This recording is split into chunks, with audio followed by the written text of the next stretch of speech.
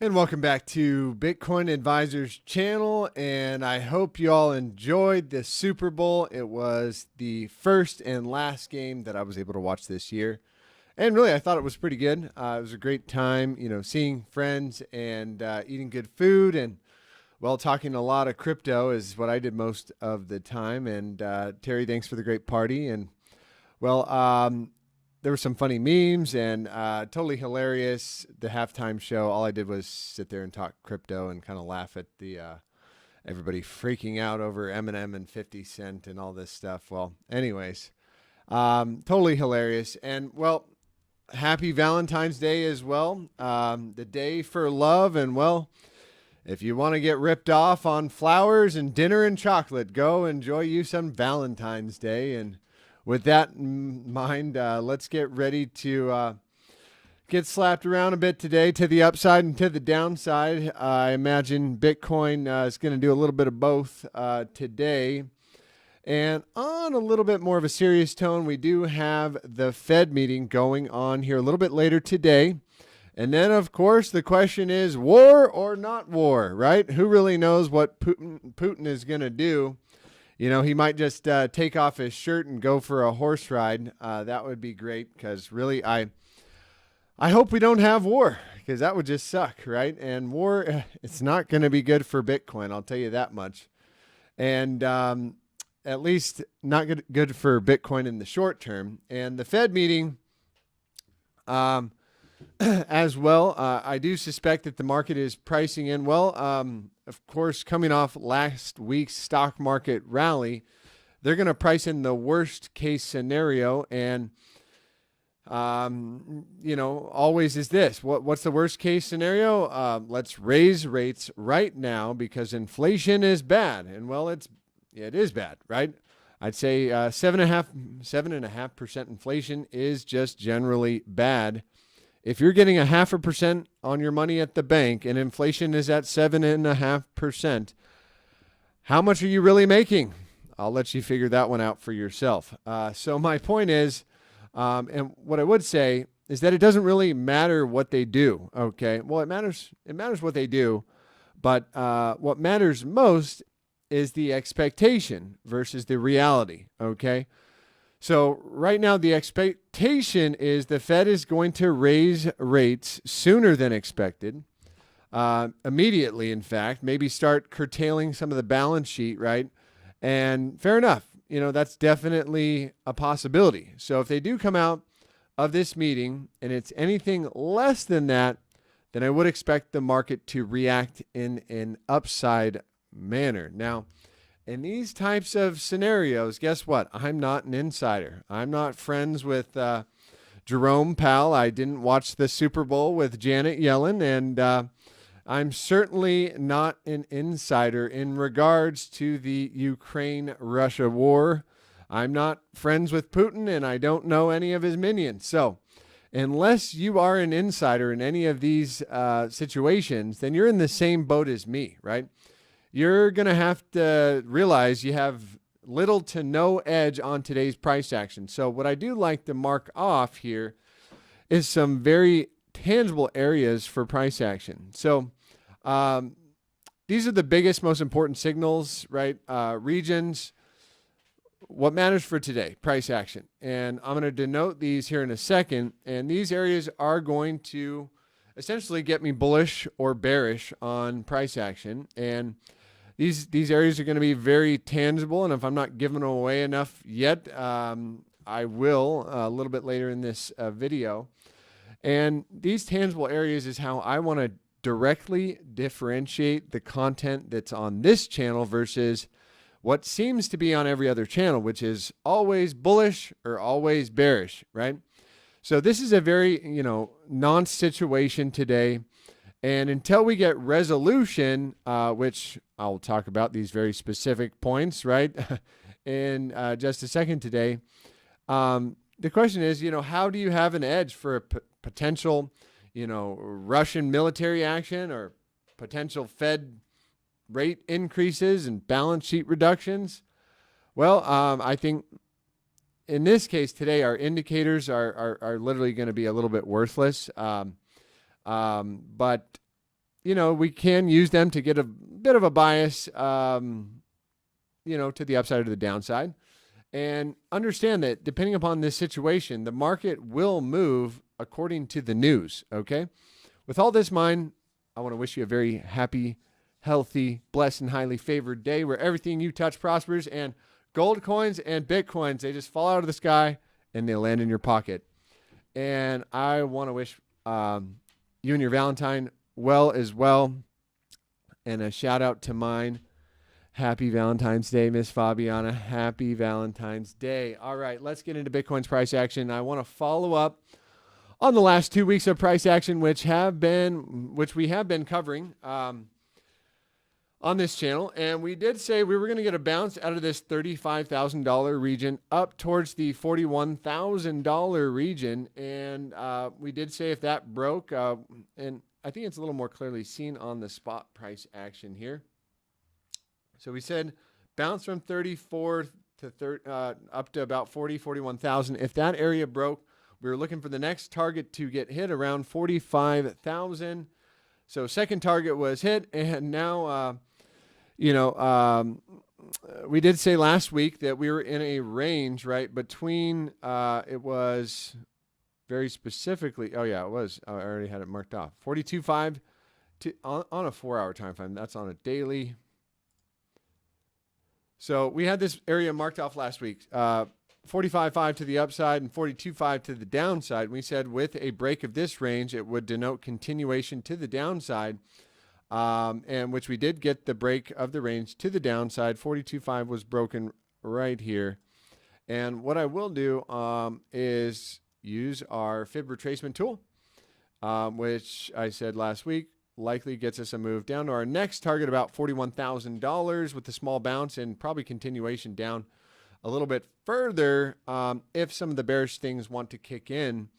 And that would be right in line with a bit of a gap fill here on the CMEs, which we did say is likely if 42.5 broke to the downside, we're likely to get a back fill. And we are getting a bit of a bounce off the green 55 here. And, what I would say is last week when we denoted those points of continuation to the downside, 42.55 got broken on a 4-hour. That was a big indicator for me to let go of some of the altcoin positions I had doubled down on last week. And hey, sometimes you got to take it on the chin and know when to cut bait. And that's okay, because guess what? I am here today to trade for another day with a big smile on my face. Yes, it's okay to take losses, right? So ultimately, resolution of this range on the CME is going to be here, right? Denoting the next continuation drive to the upside or to the downside, right? So if this guy breaks to the upside, that'll give us our next move to the upside. And if this guy breaks to the downside, very, very likely going to give you a continuation drive to the downside. Of course, that's why people hate technical analysis, right? TA, because, well, it's like, oh, it can go up or it can go down. And, well, that's what technical analysis is, right? It's just statistical probability, right? There's no guarantee of any outcome. And, typically anything can and will happen. And if you don't think that it can happen, guess what? It will definitely happen.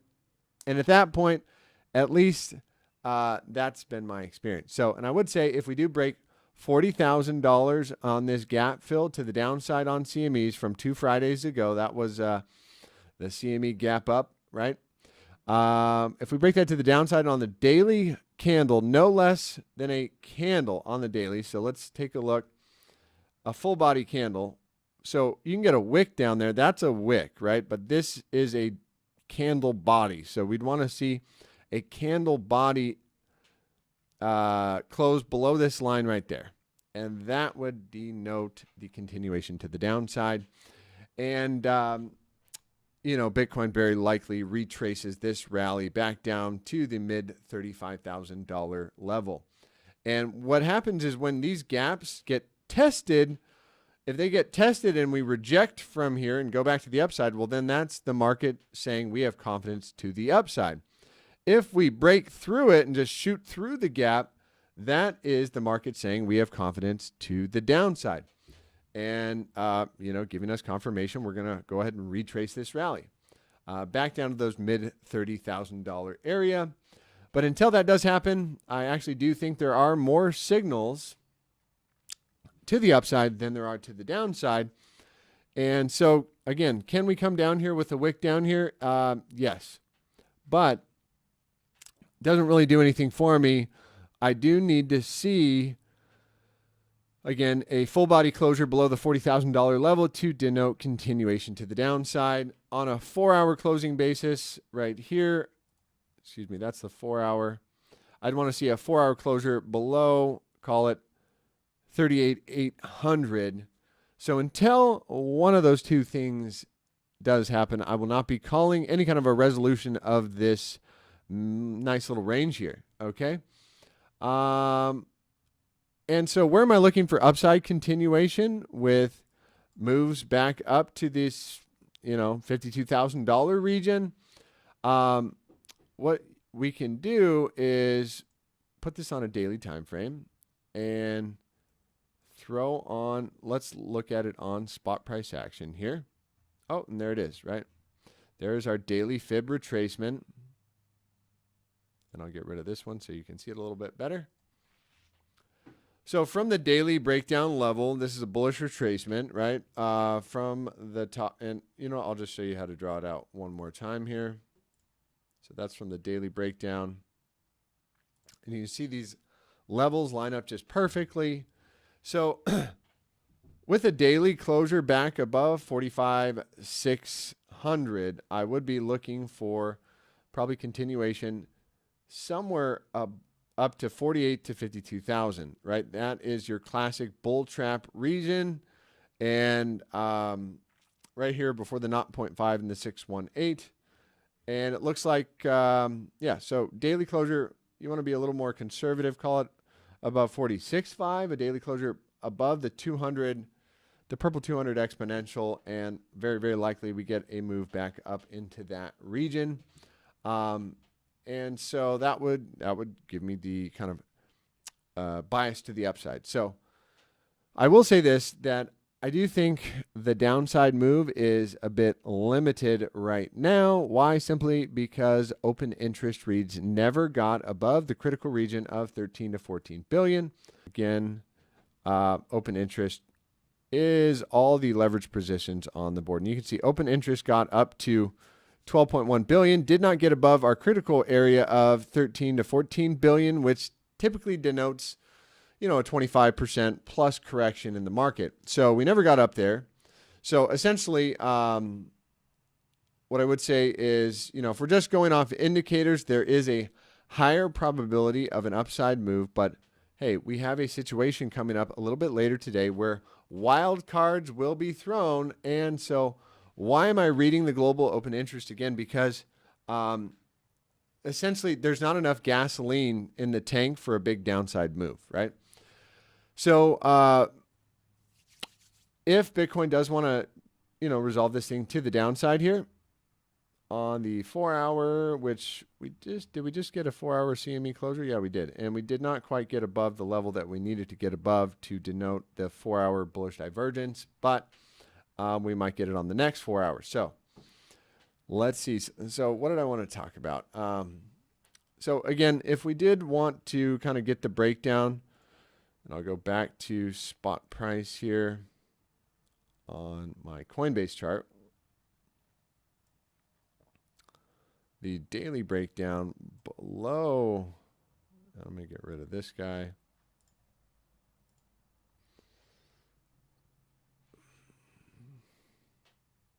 So again, if we resolve this to the downside, what am I trying to say here? If we get a daily the daily closure back below 41,000, very likely gets us a move down to the mid 30s, right? Somewhere between 36 and 35,000. I do think it would bounce from this region. Again, why? Open interest isn't high enough, right? So basically we would get a bounce and head back up to 40,000. If open interest wants to tick back up about 13, 14 billion, that's when I'd be on kind of another lower high watch and a look for that kind of shattering move below 34 down, all the way down to our blue box of peace and prosperity down there between 29 and 30,000 bucks. Again, I don't think it would break it on the first pass, but provide at least a small bounce in the short term. So I do think there is a higher probability of an upside resolution than the downside based on indicators alone. Why is that? Well, let's take a look at our BBWP. So this is the Bollinger Band with percentile, and it has contracted and is now expanding from a very, very low region. It's not quite regained the exponential there, but we are ticking up. And let's look at it on CMEs just for kicks. That's on a 4-hour. Let's see it on the daily. No, that's what I did want to see. On the 4-hour time frame on spot price action, we are very, very low. So what else do we have here? We have Bitcoin on the 4-hour dancing around the green 55 exponential, typically a little bit of a buying area when it does that. And we will have 4-hour regular bullish divergence with any kind of a confirmed 4-hour closure above. It was 42,600. Is that good enough to call it? You know what the saying is, close enough is close enough. And with NASDAQ and S&P and the Dow Jones, well, the Dow is down 343 here. The market is pretty much flip-flopping, and probably everybody's waiting for the news. Oh, look at this news. Oil could jump 10% if Russian military action hits Kyiv. I believe that's what it says, K-Y-I-V. Either way, oil looks like it's heading up to $100 a barrel. I don't have it up on my chart here, but that was on the news this morning. So look out for higher gas prices and higher everything prices, along with inflation at 7.5%. So really, I would like to see. Let's see on the hourly time frame. I'm looking for an hourly closure above 43,000. So that, and you got all these exponentials bunched up here. If we can get the yellow 21 across the green 55 to the upside, that would look nice for a move up to, the shallow 40,000s. And then if we can get an hourly above there, I'd say we get the resolution of that little hourly range to the upside. And we get, pass up to the top side of the range at 45.5 again. What else did I want to take a look at? Our stochastics, our momentum indicators. So here we are on the 1 hour, and I'm going to take this guy off. Okay.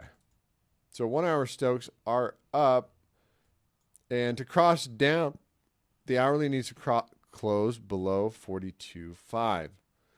We're at 42.7 right now, so we're in the clear. So far, so good. What's the 2 hour doing? 2 hour. It's crossed down, 42,200. 4 hour. 4 hour will remain crossed up as long as we're above 41.7 or 41,800. And let's take a look at the daily. So daily is nosediving. Will remain down as long as we are below 44,691. So you can see that 44.5 region is a critical area for everything to kind of flip around. And what else did we want to talk about? So Stokes, again, looking, like all the shorter term time frames are up. What's a 12-hour doing? 12 hours down. 10-hour will close below 42.2 to cross down. So it looks like we are just about to cross up on the 10-hour, and the 6-hour is crossed up as long as we're above 41,965. So short-term time frames are all momentum is heading up. The higher-term time frames, like A daily is down, 2-day is up, 3-day is up, 5-day is up. So again, based on indicators alone, that's why I'd say, higher probability of an upside resolution of the range. And what else had we been talking about? On our secondary chart, we got the 3-day MACD, which crossed up for the first time since, well, we had one right there, and we had one right here. So that is coming back in October 21. And when the 3-day has crossed up like this, has produced some pretty significant moves to the upside. And sometimes keep in mind, these 3-day signals can take like a month to play out. So we got this one right here, which produced a 40% move. We got this one right here, which produced and that was coming back from July bear trap, an 80% move. And then more importantly, this one right here, as that one produced a 472% move. Not bad. So based on indicators alone, right, looks like more of an upside rally than not. I'm going to go back and throw back on my primary chart here and just pull it out. Okay. And I'll get rid of that.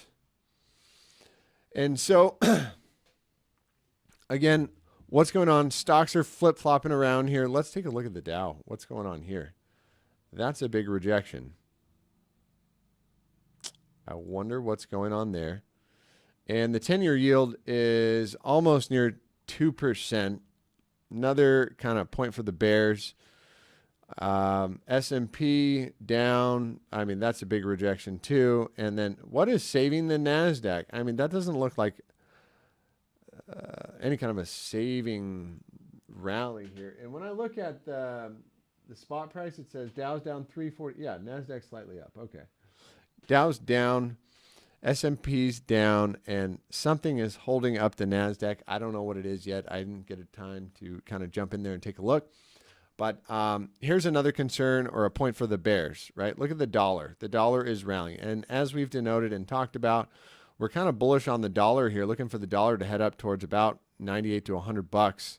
And I would say any kind of a daily on the dollar closing back above 97, that $100 target probably gets hit. Let's take a fib retracement here. Dollar up, bad. Bad. Bad for risk on assets like the NASDAQ and Bitcoin.